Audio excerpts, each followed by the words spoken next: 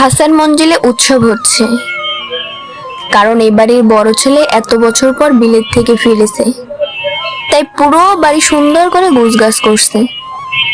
মেহেরবান হলেন আফতাব হাসানের স্ত্রী। তিনি দেখতে যেমন সুন্দর, ঠিক চতুরও বটে।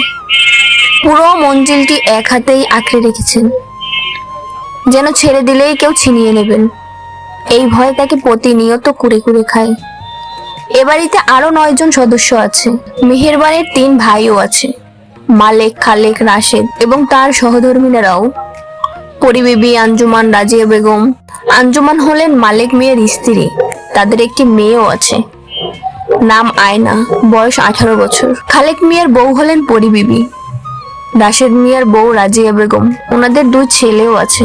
একজন শহরে থাকে, 22 বছর বয়স, নাম রাকিব। আরেকজন গ্রামে আফতাব হাসানের সঙ্গে সঙ্গে থাকেন, বয়স 25 হবে, নাম রায়ান।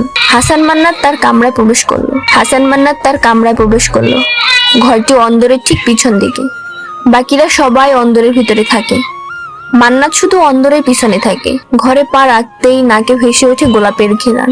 এত সুন্দর ঘ্রাণ মান্নাতকে পাগল করে প্রায়। ঘরটি একটি বিশাল খাট ফেলানো আছে।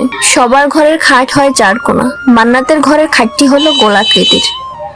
ঘরের বাম পাশে বিশাল আলমারি, ঘন কারুকাজ করা। একটি ড্রেসিং টেবিলও আছে, যেটা দেখলেই মনে হয় রাজকীয় ব্যাপার। ঘরের ভিতরে একটি রকিং চেয়ারও আছে, যা মান্নাত বিলেত থেকে ফেরার সময় নিয়ে এসেছে। আসবো?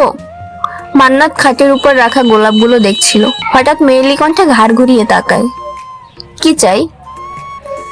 ফুপি আপনাকে জিজ্ঞাসা করতে বলছে, আপনার কি কিছু লাগবে? আয়নার কথা শুনে মান্নাতের তাচ্ছিল্য করে হাসে। লাগবে তো অনেক কিছুই, কি কি দেবে তোমার ফুপি?